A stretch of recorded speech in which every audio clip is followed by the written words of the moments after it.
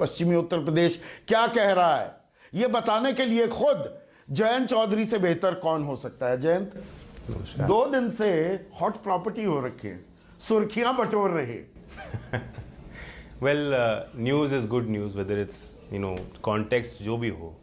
अब वो न्योता दे रहे हैं, लेकिन हमें मालूम है कि वो दिल से नहीं है बात।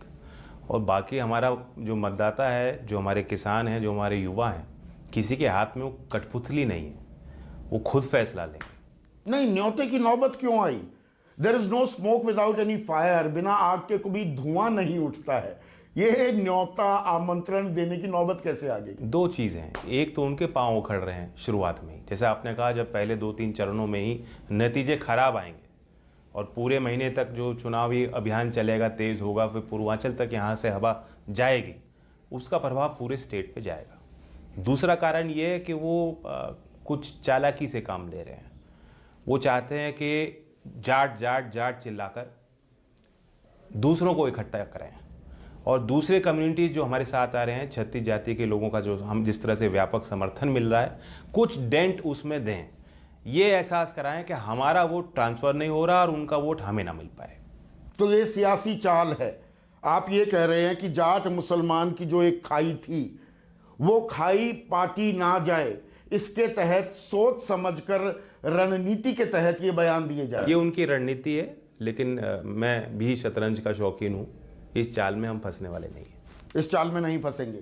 लेकिन निमंत्रण दिया जा रहा है, ये कह दिया जाए कि जी चुनाव के बाद, वो कह रहे हैं चुनाव के बाद भी दरवाजे खुले हैं कि जी आपको उप मुख्यमंत्री, आपकी पार्टी के उम्मीदवार को उप मुख्यमंत्री बना देंगे, आपको राज्यसभा भेज देते हैं, आपको केंद्रीय मंत्री बना देंगे। मुझे कुछ नहीं चाहिए। मुझे चाहिए होता तो हम लोग पहले ही समझौता कर लेते। हम आज क्यों नहीं कर रहे समझौता? क्योंकि हम जिस मुद्दे के लिए हमने लड़ाई लड़ी, हम उस पर अड़िग हैं। हमारे लोग नहीं चाहते, गांव में बीजेपी के लोग घुस नहीं पा रहे। इतना बड़ा आक्रोश है, नाराजगी है लोगों की। 5 साल आपको इतना बड़ा आशीर्वाद जनता ने दिया, आपने क्या किया? सिर्फ चुनाव के पूर्व संध्या पे मीठी मीठी बात करके इनकी वोट आप इस तरह से छीन नहीं पाओगे। हमारे एजेंडे पे आइए आप। लखीमपुर की घटना हुई, टेनी जी अभी भी मंत्री बने हुए हैं। क्यों बने हुए हैं? क्यों मंचों पे उनको सुशोभित किया जा रहा है? उससे क्या संदेश जा रहा है? ये आप कह रहे हो गुंडाराज गुंडाराज, ये लोग कौन हैं? किसान की नज़र में ये सबसे बड़े गुंडे हैं। आपने कोई उपाय नहीं ढूंढा। किसानों के खिलाफ मुकदमे अभी भी चल रहे हैं, वापस नहीं लिए गए। आपने हल निकालना था एमएसपी का, कमेटी नहीं हुई, बनी, कोई बैठक नहीं ली जा रही। किसान संगठन अभी भी धरना दिए बैठने के लिए मजबूर हो रहे हैं, दोबारा कुछ ना कुछ करने के लिए मजबूर हो रहे हैं। तो ईमानदारी से आपने किसानों के साथ न्याय नहीं किया, और मैं उनके साथ छल नहीं करने वाला। किसानों के साथ न्याय इंसाफ की बात है, या किसान भी दरअसल जो किसान आंदोलन किया गया उसमें ज्यादा पुट जाटों का था? ऐसा नहीं है, सब वर्गों का सहयोग था। ऐसा नहीं सब वर्गों का। पश्चिम के, आप मतलब त्यागी के गांव में, ब्राह्मण के गांव में, अति पिछड़ा समाज, सब लोग निकल के आए। ट्रैक्टर ट्रॉली जोड़कर, अपने संसाधन जुटाकर वो गए, और हमारी पंचायतों में जो आ रहे थे सब लोग थे। तो ये 36 बिरादरी है, ये जो किसानी में लगी हुई है। आप 36 बिरादरी की बात कर रहे हैं, या कहीं ना कहीं ये डर है 2013 के बाद? आज हम मुजफ्फरनगर में बैठे हुए हैं, यहीं नज़दीक में कवाल में बवाल हुआ था, गौरव और सचिन के साथ जो किया गया, जो हत्या कर दी गई, उसके बाद जो राजनीतिक चिंगारी आग में जो तब्दील हुई थी, क्या वो बुझ गई है? मैं आपसे पूछता हूँ संदीप जी, सबके जीवन में दुख आते हैं, घड़ी ऐसी आती हैं जब हम गलतियां भी करते हैं, लेकिन उसी वातावरण में कौन रहना चाहता है? लोग उससे कुछ सीखते हैं, उससे आगे बढ़ना चाहते हैं, अमल करते हैं, विचार करते हैं। मैंने भी विचार किया, हम लोग विपक्ष में रहे हैं, और जिन लोगों को जनता ने इनाम दिया, सारा माहौल इन्होंने भी बिगाड़ा था, और कहीं ना कहीं इन्हीं को राजनीतिक फ़ायदा मिला। इन्होंने जो है, जब इनको मौका मिला, इन्होंने कहाँ जनता को उससे आगे बढ़ने दिया है? 5 साल हो गए, अभी भी जो योगी जी आते हैं पश्चिम में, पाँव नहीं रखते, और उनके जुबान फिसलनी शुरू हो जाती है। वो दंगा दंगा मुजफ्फरनगर, कैराना का पलायन तो अमित शाह जी खुद जो यहाँ छेड़ के जा रहे हैं। तो आप सोचिए, सत्ता में रहने वाले व्यक्ति अभी भी जिम्मेदार नहीं है, अभी भी उन्हें अपनी जिम्मेदारी का एहसास नहीं, पलायन अभी भी आप लड़वाने कह रहे हैं कि भिड़वाना चाहते पलायन हैं। दरअसल राजनीतिक मुद्दा बनाया जा रहा है। पलायन क्या समस्या नहीं है, और दंगाइयों को, अपराधियों को जी आपका गठबंधन टिकट दे रहा है, ये मुद्दा उठाया जा रहा है लगातार। बिल्कुल भी कोई ऐसी कोई समस्या नहीं। पलायन समस्या नहीं है। उसके बाद जांच हुआ, इंडियन एक्सप्रेस ने भी रिपोर्ट करी और भी पत्रकारों ने बात खुलासे किए कि वो सारी चीज़ें, उसमें कोई आधार नहीं था। बाबू हुकुम सिंह जी एक सूची बना के चले गए तो उसके पीछे पता किया तो कोई आधार नहीं था। पलायन अगर उत्तर प्रदेश से कोई कर रहा है, वो नौजवान कर रहा है नौकरी के लिए, और अगर कोई उत्तर प्रदेश में पलायन करके आया है, ये चुनाव में उनको भी भेज दिया जाएगा बाहर। तो आप बेरोजगारी को एक बड़ा मुद्दा मानते हैं कि युवा आज की तारीख में, आरआरबी अभी रेलवे रिक्रूटमेंट बोर्ड में भी जिस तरह से बिहार में हो या उत्तर प्रदेश में, खास प्रयागराज में जिस तरह से हिंसा भी हुई, जिसको मैं जायज कतई नहीं मानता हूं, राष्ट्रीय संपत्ति को नुकसान नहीं पहुंचाना चाहिए, पर 3-3 साल से जो नौकरी की इंतजार कर रहा था, आज वो सड़कों पर आ रहा है। भर्ती बुलाई जाती है और लोगों को, बच्चों को बैठाया जाता है, इम्तिहान दिलाते हैं, फिर जो ज्वाइनिंग नहीं होती, फिर इम्तिहान की पे धांधली के आरोप लगते हैं, कभी कभी पेपर लीक हो जाता है। और जो आरआरबी में हुआ, ये कम्प्लीटली एक कम्युनिकेशन फेलियर सरकार का है। सरकार को जिम्मेदारी लेनी चाहिए। अब आप कोचेज़ के पीछे भागेंगे और उसमें भी कोई खान मिल जाएगा तो उस पर इल्ज़ाम लगाएंगे। सच्चाई है कि आज नौजवानों को भड़काने की ज़रूरत नहीं, वे खुद भड़क रहे हैं क्योंकि उनका पूरा जीवन दांव पे लगा है। और बेरोजगारी सबसे बड़ी समस्या है देश के लिए, क्योंकि आज जॉबलेस ग्रोथ हो रही है। पहले 10 साल पहले जब कारखाना लगता था, लोगों को नौकरी मिल जाती थी। आप भी जान रहे हैं कि मॉडर्न इकोनॉमी में आज जब बड़े बड़े कारखाने लग रहे हैं, उसमें उस तरह की नौकरियां नहीं मिल पा रही। कम से कम सरकारी क्षेत्र में जो रोजगार है, वो पारदर्शी तरीके से समय पे दिया जाना चाहिए। पर नौकरी कौन दे पा रहा है? आप भी वादा कर देते हैं 1 करोड़ रोजगार आप देंगे, उसका कोई रोड मैप है या ये चुनावी वादा? बड़ा अच्छा लगता है, 2 करोड़ रोजगार देने का वादा बीजेपी ने भी किया। आप कह रहे हैं 1 करोड़ रोजगार दे देंगे। 70 लाख रोजगार देने थे योगी सरकार को, 6,65,000 का आंकड़ा वो बता पाते हैं। रोजगार हैं भी, या ये एक रेवड़ी है युवा को लुभाने के लिए? हमने अपना एम्बिशन का स्केल दिखाया है, हमने अपने लक्ष्य को जनता के बीच में रखा है और ये हमने बैक कैलकुलेट करके तैयार किया है। हमने अर्थशास्त्रियों के साथ बैठक ली, जो उद्योग व्यापार जगत के लोग हैं, जो पॉलिसी को जानते हैं, नीतियों को समझते हैं, नीतिगत फैसलों में उनकी राय है, उनकी राय ली, तब हमने अपना घोषणा पत्र जारी किया। तो उसका एक आधार है और हमने कुछ इंडस्ट्रीज़ को टारगेट किया है। सब काम में नौकरी नहीं मिल सकती, लेकिन सर्विस सेक्टर है, आपका रियल एस्टेट कंस्ट्रक्शन सेक्टर है, आपका हैंडीक्राफ्ट का सेक्टर है, फूड प्रोसेसिंग इंडस्ट्री है, जो अभी अनटैप्ड पोटेंशियल है उत्तर प्रदेश का। इन कुछ क्षेत्रों में अगर हम टारगेट करके काम करेंगे, और इच्छा शक्ति का सवाल है, मुझे तो लगता है नहीं योगी जी का ध्यान जाता है उस तरफ। वो तो बछड़ों को निहार रहे होते हैं, उनके साथ खेल रहे होते हैं या पूजा पाठ में व्यस्त रहते हैं। मुझे नहीं लगता कि इस कामकाज पे उनका ध्यान है। नहीं, पर अगर आप विकास की बात करेंगे, जिस इलाके में हम बैठे हैं, यहाँ कनेक्टिविटी एक मेजर प्रॉब्लम हुआ करती थी। अगर आप लोनी से चलो शामली तक जाओ तो वो सड़क में गड्ढे ज़्यादा थे, सड़क कम दिखाई देती थी। हाईवेज बने हैं, मेरठ एक्सप्रेसवे बन गया, पूर्वांचल में एक्सप्रेसवे बन गया है। तो इस बात को क्या आप नकारते हैं कि विकास नहीं हुआ? कुछ प्राइवेट टोल एक्सप्रेसवेज बने हैं, कुछ टोल एक्सप्रेसवेज पहले से चल रहे थे, वो मतलब पूर्वांचल वाला, उसमें भी आपको पता है बहुत बड़ी बड़ी खामियां हैं। सच्चाई ये है कि गड्ढे नहीं भरे गए। लखनऊ प्रदेश की राजधानी है, वहीं के सड़कों पे आप मुख्य चौक पे जाके देखेंगे, सब जगहों पे जाके देखेंगे गड्ढे हैं। हम सड़कों की बात कर रहे थे, नोएडा से मैं मेरठ आया 45 मिनट लगे। नहीं, ट्रैफिक कम मिला होगा। 1.5 घंटा, 1.25 घंटे में आप मुजफ्फरनगर आ सकते हैं। सवाल आप ये देखिए, एक तो एक्सप्रेसवे पे टोल, अगर रोज़ बच्चों को आवागमन करना है, पढ़ाई के लिए जाना है, नौकरी के लिए जाना है, they can not afford it. दूसरी बात यह है कि गड्ढे भरे नहीं गए। जो गांव से लेकर मुख्य रास्तों तक, जो सड़कों तक जाते हैं रास्ते, वो सब गड्ढों से भरे पड़े हैं। हज़ार लोग 2019 में केंद्र सरकार के आंकड़े के अनुसार गड्ढों के कारण उत्तर प्रदेश की जनता में को गड्ढे इतने सहन करने पड़ रहे हैं, 1000 लोग गड्ढों के कारण उनकी मौत हुई है। सबसे ज़्यादा रोड एक्सीडेंट्स यूपी में होते हैं। तो रोड सेफ्टी के लिहाज से आप देखें या इंफ्रास्ट्रक्चर के लिहाज से देखें, अभी भी बहुत कुछ करना बाकी है। आपने रोड सेफ्टी में से, मैं सेफ्टी शब्द अब इस्तेमाल करना चाहूँगा अपने सवाल में, लॉ एंड ऑर्डर, कानून व्यवस्था को एक बड़ा मुद्दा बना रहे हैं योगी आदित्यनाथ भी और गृह मंत्री अमित शाह भी, कि देखिए दंगे कतई नहीं हुए, ठोक दो की हमारी नीति है, यहाँ से अपराधी अब पलायन करने लगे हैं उत्तर प्रदेश से। और ये एक बड़ा तबका जो हमारी महिलाओं का है, हमारी माँ बहनों का है, बेटियों का है, उसको ये प्रभावित करेगा। ठोक तो इनकी सिलेक्टिव नीति है और ये कभी भी सरकारी नीति का हिस्सा नहीं बननी चाहिए, क्योंकि इतना अधिकार संविधान ने किसी को नहीं दे रखे। लोकतंत्र में सरकार के हाथ में भी अगर आप इतनी अधिकार दे देंगे, पुलिस तंत्र को इतना आप मतलब बना देंगे शक्तिशाली, तो आखिरकार सज़ा आम नागरिक को सहन करनी पड़ेगी। और यही हुआ, जो गरीब है, जो वंचित लोग हैं, उन्हीं को जो पकड़ पकड़ कर उनको एक ही जगह टांग पे गोली मार दी जाती है और अवार्ड ले लिया जाता है। आपने पुलिस का कल्चर तो बिगाड़ दिया और वर्दी की जो साख होनी चाहिए, वर्दी का जो विश्वास होना चाहिए आम लोगों में, उसे कमज़ोर किया। और साथ ही आपने पुलिस के मनोबल को बढ़ाने के लिए कोई काम नहीं किया है। बहुत टफ ड्यूटी है। पर आम आदमी तो ये कहता है ना, अब मैं सुरक्षित बाहर निकल सकता हूँ, अब वो डर नहीं है, वो खौफ, वो भय नहीं है। 2019-20 के आंकड़े देखेंगे, वहां थोड़ी मामूली गिरावट आई है। और मैं तो मानता हूं क्योंकि कोविड बीमारी के कारण लॉकडाउन रहा, तो कई चीज़ों में जो है डेटा वो प्रभावित हुआ है।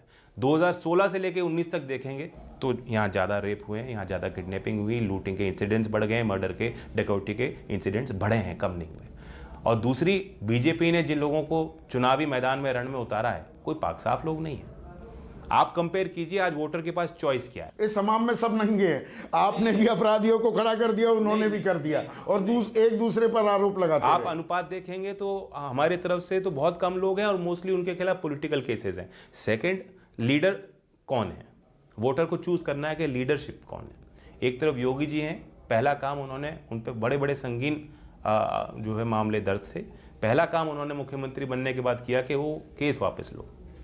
और दूसरी तरफ अखिलेश जी पे कोई क्रिमिनल केस नहीं है, किसी देश के किसी थाने में मेरे खिलाफ कोई क्रिमिनल केस नहीं है। पर एक छवि की भी बात होती है, ये बात मैंने अखिलेश से भी पूछी थी कि एक छवि है कि समाजवादी या आपके गठबंधन की सरकार आएगी तो मुसलमान और यादव वो गुंडई पर उतर जाएंगे और पश्चिमी उत्तर प्रदेश में जाट भी मैं बहुत ऑनेस्टली आपको दबंगई दिखाएगा। बहुत ईमानदारी के साथ मैं आपको कहना चाहता हूँ कि जातियाँ उत्तर प्रदेश में हैं और उत्तर भारत में जातियों के आधार पे सामाजिक व्यवस्था अभी भी बहुत टिकी हुई है। उस व्यवस्था के खिलाफ हम निर्भीकता से बोलते आए। वो जो बोझा है पुराना, आज उसको ढोने के लिए नौजवान तैयार नहीं है। चौधरी चरण सिंह जी बहुत लिबरल व्यक्ति थे, उदारवादी व्यक्ति थे, इस व्यवस्था के खिलाफ वो बोला करते थे। लेकिन ये सच्चाई है कि जब कोई मुख्यमंत्री बनता है, क्योंकि बिरादरी में वो देखा जाता है कि हमारा आदमी बन गया, और कभी कभी उससे इम्बैलेंस बनता है। ये नेता की जिम्मेदारी रहती है कि जो उसके साथ जो लोग जुड़े हुए हैं, जो उस विचारधारा से जुड़े हैं, वो कहीं कोई गुंडागर्दी, बदतमीजी ना करें, कोई हनन ना करें। और मैं याद दिलाता हूं चौधरी चरण सिंह जी के शासनकाल को, उत्तर प्रदेश की जनता को एहसास दिलाना चाहता हूं, उनकी कार्यकुशलता को याद करें। हम लोग सरकार में रहेंगे, अखिलेश जी भी, उनको भी अनुभव रहा है, विपक्ष में भी वो रहे हैं, और हम जब मिलकर काम करेंगे तो किसी प्रकार की गुंडागर्दी को हम बर्दाश्त नहीं करेंगे। मिलकर काम करने के मायने क्या हैं? अखिलेश तो मुख्यमंत्री पद का चेहरा है, और जो ट्रैक्शन आरएलडी ले रही है, कहा जा रहा है एक्स फैक्टर है, पश्चिमी उत्तर प्रदेश में खेल क्या होगा, उसी से पूरे उत्तर प्रदेश की तस्वीर संवर कर या उभर कर सामने आएगी। आरएलडी का अगर सरकार बनती है, आरएलडी की उसमें भूमिका क्या होगी? अभी सरकार बनाने में, इस माहौल को बनाने में, जनता के मुद्दों के साथ खड़े होने में हमारी बड़ी भूमिका रही है। और अगर हमारे कार्यकर्ता उस तरह सड़क पर नहीं आते, हम लोग लाठी नहीं खाते, तो आज बीजेपी के विरुद्ध एक जो आक्रोश है, उसे एक रास्ता दिखाई दे रहा है, शायद मतदाताओं को रास्ता नहीं दिखाई देता। तो इस बात का एहसास हम सबको है। आरएलडी का उप मुख्यमंत्री होगा? नहीं, मैं कह रहा हूँ कि इसलिए मेरी कोशिश रहेगी कि हमारी साझी सरकार होगी, तो आरएलडी का वर्कर हो, समाजवादी का वर्कर हो, उससे कोई मतलब नहीं है। आरएलडी का वर्कर भी तो कुछ उम्मीद लगाए बैठा होगा। बिल्कुल लगाए, न्याय होगा उनके साथ। उप मुख्यमंत्री होगा आरएलडी? नहीं, मैं वो नहीं कह रहा। और पश्चिमी उत्तर प्रदेश, देखिए पश्चिमी उत्तर प्रदेश से चाहे मायावती हो, कल्याण सिंह हो, ये आए हैं, पर पश्चिमी उत्तर प्रदेश का उत्तर प्रदेश की सरकार में पुट कम रहा है पिछले कुछ कम रहा है। और ये एक सेंस ऑफ एक फीलिंग है कि हम लोग डिप्राइव्ड हैं, हम मुख्य धारा के बाहर हैं। भाषा का भी फर्क पड़ता है, यहाँ भाषा अलग है, खान पान अलग है, और उत्तर प्रदेश को आप देखेंगे अलग हिस्सों में अलग कल्चर है। ब्रज का क्षेत्र अलग है, यहाँ खड़ी बोली है, मुजफ्फरनगर का इलाका बिल्कुल अलग है। यहाँ आप उड़द की दाल खाएंगे, गाड़ी होनी चाहिए, सरसों का साग, मक्के की रोटी खाएंगे, थोड़ा हरियाणा का टच है। उस तरफ खाना बिल्कुल अलग है, वहाँ दही बूरा खाते हैं, यहाँ शक्कर और घी रोटी खाएंगे, तो गुड़ खाएंगे। तो ये चीज़ें फ़र्क हैं। लेकिन इसका मतलब ये नहीं, हमें तो सबको साथ लेके चलना। हिस्सेदारी चाहेगा ना जाट? जाट की बात नहीं है। मैं सवाल जाट से जुड़ा हुआ पूछ रहा हूं, क्योंकि वो सबसे वोकल समर्थक है। 36 बिरादरियों का समर्थन आपके पास हो, आप दावा करेंगे, लेकिन सबसे वोकल जाट है, तो जाट उप मुख्यमंत्री होना चाहिए। वो हम लोगों की फितरत में है, हम लोग शायद ज्यादा बोलते हैं। और मेरे सवाल पूछते होंगे ना आपके समर्थक भी? नहीं, मुझसे नहीं पूछते। मुख्यमंत्री होगा क्या? नहीं, मुझसे कोई नहीं सवाल पूछ। मैं पूछ रहा हूं आपसे, होगा क्या? चलो, आप भी उसी कम्युनिटी से हो। मैं आपको वादा करता हूं कि न्याय होगा, और मेरा एक प्लान है, एक योजना के अंतर्गत मैं काम कर रहा हूं, और मैंने भी मेरी कोशिश है कि जो चौधरी साहब ने जो वैक्यूम उनके जाने के बाद है उसको हम भरें। और केंद्र स्तर पे भी अगर आप देखेंगे, किसानों की राजनीति कमज़ोर है, किसानों के प्रतिनिधि आज कमज़ोर हो चुके हैं। विभिन्न दलों में लोग होंगे, गांव से निकल के गए हैं, किसान की बात करते होंगे, लेकिन एक उनको पिरोने की ज़रूरत है, उन सबको मजबूत करने की जरूरत। किसान आप कहते हैं नाराज है, बीजेपी ने तीनों कृषि कानून वापस ले लिए, एमएसपी को प्रभावी बनाने के लिए कमेटी बनाने की घोषणा कर दी है, तो क्या आपको लगता है किसानों की नाराजगी को कंट्रोल कर पाई है? वो डैमेज कंट्रोल कर लिया है? डैमेज कंट्रोल उन्होंने इतना किया होगा कि दूसरे क्षेत्रों में फैलाव हो रहा था और एक नाराजगी बढ़ती जा रही थी। अब वो अपनी उसको रोक के, उनकी ये कोशिश थी कि इस पे विराम लगाकर हम अपने मुद्दों को लाएं, लेकिन उनके मुद्दे क्या हैं? औरंगजेब, कैराना पलायन, जिन्ना। मुझे तो नहीं लगता कि लोग अपनी किसानी को भूलकर जिन्ना के नाम पे वोट खराब करेंगे अपने। तो इसलिए राजनीतिक विश्लेषण अगर आप करेंगे तो किसानी से जुड़े मुद्दे ही सबसे बड़ा कारण है कि आज बीजेपी का विरोध हो रहा है। आप कह रहे हैं कि कैराना, पलायन, जिन्ना, पाकिस्तान, ये बीजेपी उठाती है। अखिलेश यादव अभी कुछ दिनों पहले बयान दिया, हमारा दुश्मन नंबर 1 चीन है, पाकिस्तान तो हमारा राजनीतिक दुश्मन है। इस तरह के बयान आएंगे तो बीजेपी पलटवार क्यों नहीं करेगी? चीन जब घुस आया 20 किलोमीटर और बड़ी इकोनॉमिक पावर है, हमारे पड़ोस में रहती है, या तो उनसे रिश्ते सुधार लो। आपके ट्रेड के टाइज हैं, व्यापार के रिश्ते हैं, वो आप उनको चेंज नहीं कर सकते, बदल नहीं सकते। दिवाली के टाइम पे पटाखे चीनी मत फोड़ो, लेकिन सारी इंडस्ट्री में यही काम हो रहा है कि वहाँ से आप प्रोडक्ट ले रहे हैं, उसको पैकेज कर रहे हैं, लेबल कर रहे हैं और इंडियन प्रोडक्ट बना के उसको बेच रहे हैं। तो भारतीय अर्थव्यवस्था आज बड़े पैमाने पे उन पर निर्भर हो चुकी है। नहीं, चीन दुश्मन है, पाकिस्तान भी दुश्मन है। मैं दुश्मन शब्द किसी के लिए नहीं कहता। नहीं, पाकिस्तान राजनीतिक दुश्मन का क्या मतलब होता है? राजनीतिक दुश्मन है वो, हमें उनको पोसता परोसता है आतंकवाद को। नहीं, बिल्कुल लेकिन अखिलेश जी का इशारा ये है कि पाकिस्तान को गाली देने से जो राइट विंग है उनको लगता है कि हमें वोट मिले। आप अपना मुस्लिम वोट बैंक सहेज रहे हैं, क्योंकि वो 80-20 का मतलब है कि 20% उत्तर प्रदेश की जनता ऐसी है जो राष्ट्र विरोधी है। वो कौन है सबको पता है।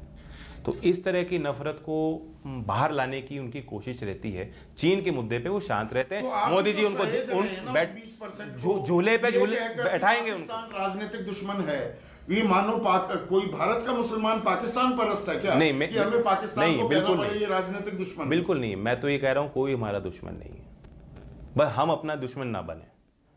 अपने प्रदेश के, अपने देश के सभी जनता को अपने विकास में साथ जोड़ के चलें, मुख्यधारा में लाएं। ये हमारे लिए सबसे बड़ी चुनौती है। बाहर वालों से लड़ते रहेंगे। आज की तारीख में और आपके गठबंधन के सहयोगी अखिलेश यादव, समाजवादी पार्टी के बारे में कहा जाता था MY फैक्टर, जी मुस्लिम यादव फैक्टर। आपकी पार्टी के लिए अजगर मजगर अलग अलग कॉम्बिनेशंस की भी बात होती थी। पर क्या इस बार डिफाइनिंग रोल इस चुनाव में जयंत MY फैक्टर का होगा, मुस्लिम यादव नहीं, महिला और युवा का? होना चाहिए। दोनों कम्युनिटीज़ हैं, उनके वोट बैंक बनने चाहिए और कास्ट और रिलीजन से ऊपर उठ के उनके जो मुद्दे हैं वो आगे आने चाहिए। और वो तभी आएंगे जब वोट उस लाइन पे होगा, तभी हम लोगों पे प्रेशर आएगा। प्रियंका गांधी वाड्रा बढ़ चढ़कर महिलाओं की बात कर रही है। नहीं, लड़की लड़ सकती है, लेकिन अभी वो जीतती नहीं दिख रही। पर वो कह रही हैं कि अगर आप नहीं जीते तो समर्थन देने में उन्हें गुरेज नहीं होगा। अभी 10 मार्च के बाद, नतीजों के बाद की तैयारी भी अभी से शुरू हो रही है क्या? सबकी अपनी पोजीशनिंग है, हमारी पोजीशनिंग साफ है। हम उस रास्ते पे चल रहे हैं और लंबे समय तक चलेंगे, और हमारे अपने क्षेत्र की फिजा ना बिगड़े, भाईचारा कायम रहे, ये हमारा उद्देश्य। आप कितने की ताल ठोक रहे हैं? मिलीजुली सरकार बनाने की नौबत आएगी क्या उत्तर प्रदेश में? मिलीजुली तो हमारी आज गठबंधन का मतलब ही मिला जुला होता है और साझा होता है। और साझी सरकार बनेगी। गठबंधन इंटैक्ट रहेगा, बीजेपी कमतर रह जाए। अब मैं जो पहला सवाल मैंने पूछा था उसका हिस्सा दोबारा से दोहराना चाहूंगा। ऐसी कोई खीर वो बना नहीं सकते जिसका स्वाद मुझे पसंद आए। ऐसी खीर बन ही नहीं सकती।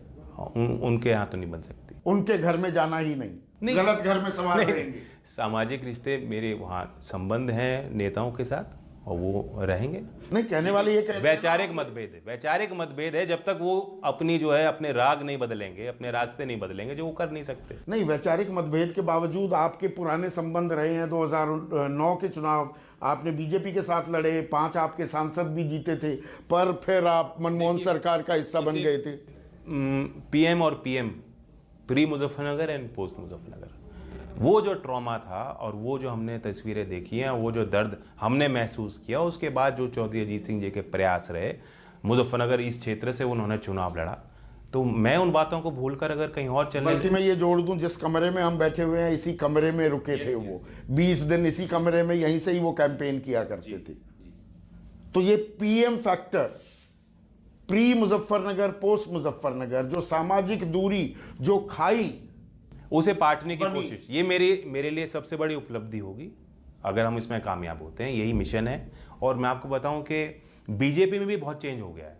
प्री मुजफ्फरनगर मतलब अटल की जो बिहारी वाजपेयी जी की जो बीजेपी थी और आज की बीजेपी थे, वो उनका कम्युनिकेशन, उनका सारा कैंपेन, उनका पिच, उनके मुद्दे बदल चुके हैं।